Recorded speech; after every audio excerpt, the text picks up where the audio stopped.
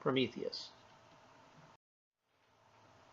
Prometheus was the son of Iapetus, the Titan, and Clymene, the Oceanid. Prometheus, then, means forethought. Anytime you have that methe part on a word, it has something to do with thought. And pro means for, of course. So he is pro-thought, or forethought, and he's a protector of man, in some stories the creator of mankind. He also has a brother named Epimetheus, who's kind of the idiot brother, and of course his name means afterthought. We've already seen Prometheus as an ally of Zeus in the war against the Titans. He wasn't a complete ally, though. He actually often took the part of man over the gods whenever the choice came up, and has therefore become a symbol of man standing against the god, or reason that is unapologetic and unhindered, unbound. In the first contest he pits himself against Zeus. The question comes up between god and mortal about how to do the sacrifice and what part each should get. Prometheus wants humans to get the best part of the sacrifice. So he takes two different portions, and he takes flesh and fat, and he wraps it in an ox hide so it doesn't look like it's particularly appealing. And then he takes bones and he wraps them in ox fat, which makes it look a lot better. And then he lets them choose. Zeus chooses the bones and the ox fat, which is the worst part, and the humans then get the flesh and the fat, which is the really good part. And Zeus, although Hesiod tells us wasn't actually tricked, he knows that he was going to be tricked, and he didn't appreciate the dishonesty, and so this turns Zeus against Prometheus very early. As punishment, Zeus took away the power of fire from mankind. Prometheus then stole the fire back from the gods in Finnlestalk and gave it back to man. And for this, Prometheus was punished. Zeus chained him to a rock, and every day an eagle would come and eat his liver. And every night the liver would grow back, so that the eagle could return the next day. Aeschylus actually wrote a play about this, Prometheus Bound, and it's part of a larger cycle in which Heracles comes and frees Prometheus. Zeus decided to punish humanity also for accepting the fire back from Prometheus, and for this punishment he created Pandora. Now there are two separate stories about this. Both come from Hesiod, and you'll be reading both of them. And so you kind of have to take those stories and put them together. You have to have read both to sort of see what's going on, because they both give a little bit different detail. But the main idea is that Zeus got all the gods together, and Hephaestus created what's called a modest maiden out of earth, and she had the face of an immortal god. And then Athena clothed her and put garlands on her head and a crown, and gave her skills of weaving. Aphrodite showered charm about her head and painful yearning and consuming obsession. And Hermes then took this wonderful, beautiful creature and put in a bitch's mind and a knavish nature, and lies and wily pretenses. Now it's important to note here that the author, the translator, uses the word bitch, and usually that is the word used. But it's not actually the same thing as what they mean in Greek. In Greek, the word is kuneos, and that has to do with being shameless. It actually means dog-like. So if you think about a dog, all the things that a dog will do, my dog doesn't really care who's watching. If my dog has to relieve herself, if she feels any sort of urge whatsoever, she just goes ahead and does that. She doesn't really care who's watching, and she'll just jump up upon you and lick you and do whatever. She's a very happy, very, very nice dog, but gotta say she's almost completely shameless. She doesn't actually care who's watching whenever she does anything. And this is what we mean here. Modern terminology, bitch means something else, but for the Greeks, when they said that someone was being like a bitch, they meant they were being like a dog, that they didn't have any shame, and they just did whatever they felt like doing, and they didn't really care who watched or who suffered, really. And this actually comes into English as the word cynic, which comes from an ancient school of philosophy. The cynics acted like dogs. They didn't care who watched them, or they didn't care what other people thought. They were actually standing against society themselves, standing against society itself. And that gave them a certain liberty. We talked about the gadfly in the previous lecture, and cynics were kind of like gadflies without the moral learning. leaning. They're actually more like trolls today, where they just sort of go out and shout against people and say whatever they think is going to get people riled up. That then led to this notion of them being somehow against society and having some regard for truth that made them dangerous or maybe even just annoying. And that's how Kunaas, being a bitch or being a female dog, being shameless, turns into cynic, which leads into the modern idea of what it means to be a cynic. And after the gods had given her all of her charms and all of her dangers, they gave her the name Pandora. All gift? Well, there's no direct translation, but generally we say the all-gifted one, perhaps. And then they gave her to Prometheus. Now Prometheus had told his brother Epimetheus to never take a gift from Zeus. But of course he did, because his name is Epimetheus. He's afterthought. He doesn't actually think about things. He just does stuff and then laments it later. So he takes her as his wife. And this then is the origin of woman. The author tells us, for formerly the tribes of men on earth lived remote from ills, without harsh toil and the grievous sickness. But unfortunately, among her other charms, she also had a big jar of evil for some reason. It's important to know it's not actually a box. The Greek word is pithos, and that means a jar, maybe, like a wine vat or something. Pandora's box sounds a lot cooler than Pandora's wine vat, though. So we just kind of go with that. The box, or sorry, the pithos, the jar, it contained a lot of evils and sickness and all sorts of horrible things. And for a reason that we're not told, she opens it. Now, when I was young, we were told the story of Pandora's box as a cautionary tale against curiosity. She was curious, she wanted to know what was in it, so she opened it up and then she let all the evils out. But then she stopped the jar just in time to save Hope. That's not really the story we get here, and this is the story. This is the only story, really. It's not about curiosity. There's no motive whatsoever. She just opens the jar and lets everything out, and so evils and disease go throughout the earth, and then she stops it in time to save Hope. Now, on the surface, that sounds like a good story. That sounds like a good thing. She saved Hope. But then we have to, I think a little bit deeper, and this is how I always think about it, which is why I think it's such a fascinating story. Now, all the disease and horrors are out in the world, and Hope remains in one place. It remains with Pandora. And we saw that Pandora is already one who is deceitful and lying and shameless and really a horrible person. In Greek, she's called a kalon kakon, a beautiful evil thing, something that you embrace and something that you are compelled to love and can't resist, but ultimately it will destroy you. And so now that she's released horrors into the world, the only place you have to get hope is from her, the horrible evil thing. So you have to embrace Pandora in order to have any hope in life whatsoever. And I think this is actually Zeus's final punishment. Not just that he released horrors into the world, but then he saddled man with a being that would ultimately make him miserable. And in a passage that has really hurt his popularity over the last century or so, Hesiod tells us that the race of woman is actually a punishment for mankind. For from her, that is Pandora, from her is descended the female sex, a great affliction to mortals as they dwell with their husbands, no fit partners for accursed poverty, but only for plenty.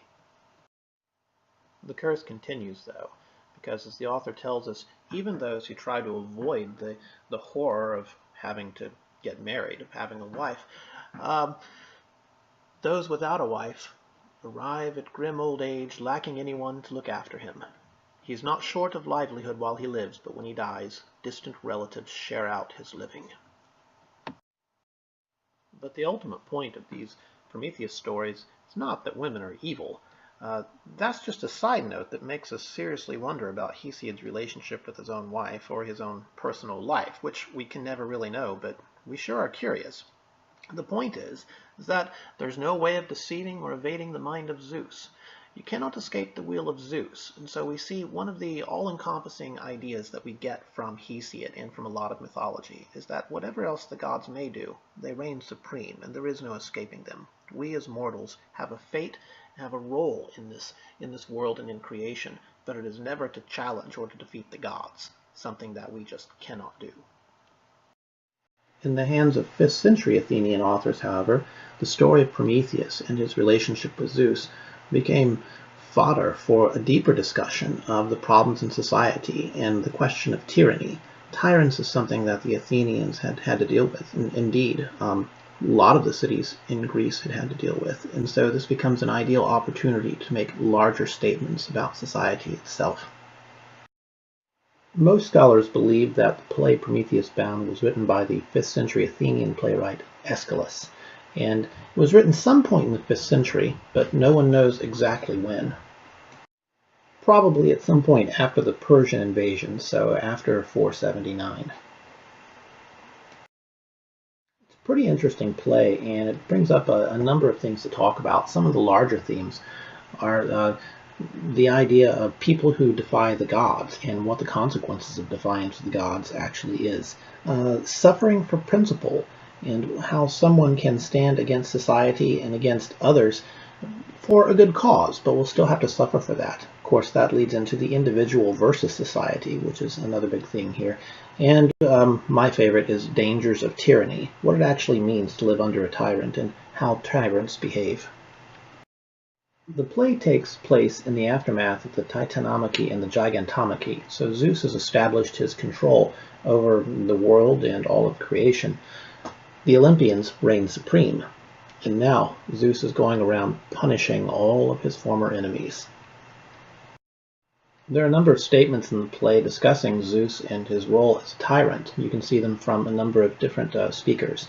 Hephaestus says, "Many laments and useless moans you'll utter, for Zeus's heart cannot be swayed, for everyone new to power is harsh." Those who come to power newly are often very harsh toward their enemies and toward those who oppose them. The chorus says, "And with laws that are new he wields power unlawfully. Those who had strength before he is now annihilating." This is the key element in tyranny from a Greek point of view. It's not that you're a bad person. A lot of tyrants weren't necessarily bad, but they did rule unlawfully. So ruling without regard to law or constitution is something that the Greeks thought defined what a tyrant was. It makes them different than kings and elected officials. And so Zeus, by establishing himself as the ruler of all creation, not through legitimate means, by conquest, and setting himself up according to his own law, he's fulfilling the classical ideal of the tyrant. Prometheus directly connects Zeus with the idea of tyranny in his line, "For this is the malady to which tyranny is somehow prone, to withhold trust from friends." So we see one of the key problems with tyranny is that the tyrant, because he is mean and harsh and punishing everyone, doesn't really know who to trust. There is paranoia that goes along with absolute power, and tyrants often, historically, even the ones you can think of, succumb to the terror of paranoia. Power, as one of the characters in the play says, "For such a crime he must pay a penalty to the gods." He's talking about Prometheus here. "So that he may be taught to love Zeus's tyranny and stop his human-loving ways." And that's another key element in tyranny, is that the tyrant demands the love of his subjects. Those who don't love enough can't be trusted. And so there's no room for Prometheus to help the humans and still live in Zeus's good grace. If Zeus is a tyrant, what about Prometheus? We see him here as a savior of mankind, and some of the things referenced in the play is that he saved humans from Zeus's destruction. Zeus wanted to destroy them, and that he stopped them from brooding on death by giving them blind hopes. Those are large ideas, but some of the more specific things, fire, gave them fire, and numbers, and letters, and building skills, the domestication of animals, and shipbuilding, medicine, prophecy, burning offerings, and the use of metals. So he did all these things for mankind and made the life of humans much better than Zeus would have had it. When Prometheus discusses his crime and the things he's done, well, he shows no repentance. He's not sorry for what he did. He's sorry for the punishment, but he's not sorry for his actions. So we have lines like this: "I did wrong, but by choice, I'll not deny. But by aiding mortals, I found troubles for myself. But I never imagined my penalties would be such." Didn't think it would be as bad as it was, but he knew he had done wrong. But then, even below that, or at another point, he says, "Nor will I ever cower before his harsh threats." Even though he understands the gravity of his deed and he understands the harshness of the punishment, he still refuses to bow down and cower before Zeus. He'll accept the punishment as like the immortal that he is. We also see his defiance in how he addresses the other characters in the play. To the chorus leader, it's kind of insulting. Revere, supplicate, fawn on the powers that be. Or to Hermes, who is kind of the villain of the play, not for your servitude, you can be sure, would I exchange my unlucky situation. Even though he is being punished, he still sees those who are fawning about or who are falling over to obey the new master as being lesser than he. He's the only one who's actually acting the way that a person should, or an immortal should. He's standing up to tyranny, and he's standing up for individual liberty. In this play, we also see the characters mimicking common human reactions to tyranny, such as fear, obedience, devotion, and even pity for the victims of the tyrant. Oceanus and the chorus exemplify fear and obedience with statements such as, "Don't kick against the goad, for you must see that a harsh monarch wields power without controls." The idea being that when a tyrant is present, you can't stand against the tyrant. So if the choice is between obedience and facing punishment, which can't be resisted, then you better be obedient. The chorus says, "It was because you did not tremble before Zeus, but showed too much reverence for mortals, by your own defiant will, Prometheus. And those who grovel before necessity are wise." Even in the divine realm, the all-powerful Zeus is one who can't be resisted, and the only logical reaction to this is to grovel. Hermes acts as the perfect toady, the perfect henchman. He's completely devoted to Zeus and takes delight in his role.